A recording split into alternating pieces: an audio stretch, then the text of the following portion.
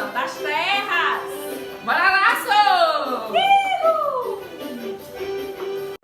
A ocupação das terras. Em 1500, existiam entre 2 e 4 milhões de indígenas vivendo no território que atualmente corresponde ao Brasil.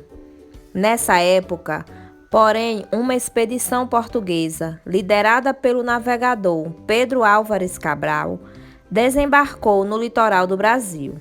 Esse acontecimento deu início a uma mudança na forma como as terras brasileiras eram ocupadas e exploradas. A mão de obra indígena. A primeira atividade econômica dos portugueses, ao se instalarem no Brasil, foi a extração em grande quantidade da árvore pau-brasil. Usada para tingir tecidos, a madeira desta árvore era bastante procurada na Europa e seu comércio gerava altos lucros para os portugueses. Na extração do pau-brasil, os indígenas realizavam o corte e o transporte da madeira até as embarcações portuguesas. Em troca, eles recebiam produtos que eram úteis em seu dia a dia, como machados e facas de metal. Com a expansão da ocupação portuguesa, os indígenas passaram a ser escravizados e trabalhavam sem receber nada em troca. Eles lutaram contra a exploração de seu trabalho, resistindo de diversas maneiras. Transformando as paisagens. Os portugueses mantiveram a exploração do Brasil restrita ao litoral com a extração do pau-brasil. Com o passar dos anos, os portugueses iniciaram a colonização do Brasil, ocupando primeiro o litoral e depois o interior do território. A região da Mata Atlântica, por exemplo, foi uma das mais afetadas. Observe o mapa a seguir, que mostra a Mata Atlântica em 1500 e em 2014. Observe a área ocupada pela Mata Atlântica em 1500 e a área ocupada pela Mata Atlântica em 2014, bem menor do que anteriormente. As capitanias hereditárias. Para impulsionar a colonização em 1534, a coroa portuguesa dividiu o território brasileiro em 15 lotes, chamados capitanias hereditárias. Esses lotes foram entregues a nobres e a comerciantes portugueses, conhecidos como donatários, que assumiram a tarefa de povoar o território e fazê-lo produzir. As terras indígenas. Quando os portugueses ocuparam as terras do território brasileiro, elas já eram habitadas por povos indígenas.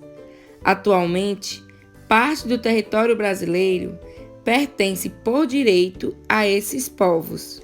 No Brasil hoje, existem várias reservas indígenas, próximo e dentro de cidades, como em São Paulo, mas a maioria dessas reservas está localizada em áreas rurais. Observem a seguir um mapa que mostra a situação de algumas terras indígenas em nosso país. Indígenas lutando por suas terras. Você já parou para pensar por que é importante reconhecer as terras dos indígenas? Ter seu espaço reconhecido permite aos indígenas manter seu modo de vida tradicional e preservar sua cultura. Os indígenas têm organizado diversas formas de luta e mobilização para que seus direitos sejam respeitados. Nos últimos anos, muitos indígenas têm organizado protestos em defesa da demarcação de terras. Alguns grupos indígenas têm utilizado as novas tecnologias para organizar o movimento de luta em defesa de suas terras.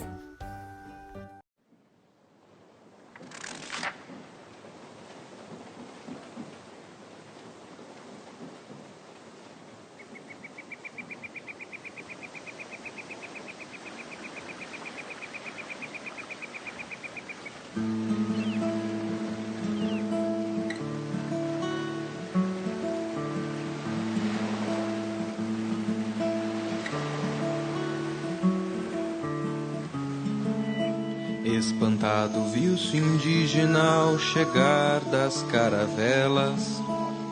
Era Cabral, achando que aqui eram as Índias. E sem querer, querendo, no Manaus ele atracou.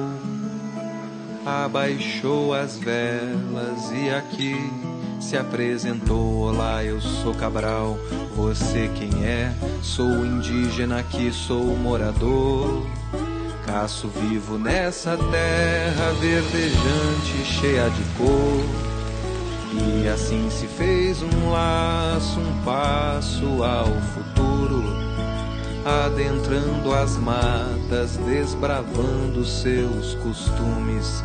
Tupi-Guarani, Tupinambá, Tupiniquim, Caeté, Potiguar, todos falantes da língua tupi, mostraram a Cabral a cultura daqui.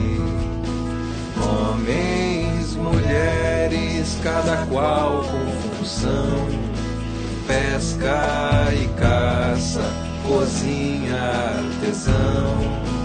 Muita cultura, gente a trabalhar, já existiam antes de Cabral chegar.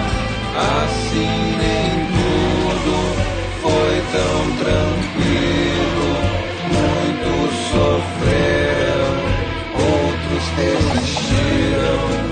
Hoje sabemos da contribuição desse encontro pra nossa nação. E assim, quando Cabral aqui chegou, viu as maravilhas e belezas dessa terra, o grande povo que aqui havia. Porém, nada ficou como era. Muito se perdeu com as guerras, as armas de fogo e as doenças trazidas pelo homem branco em suas vindas e idas, e que o índio muitas vezes não suportou.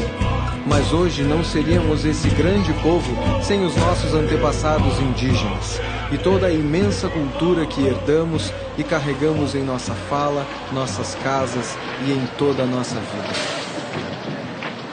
Beijo da tia Jaque. Beijo da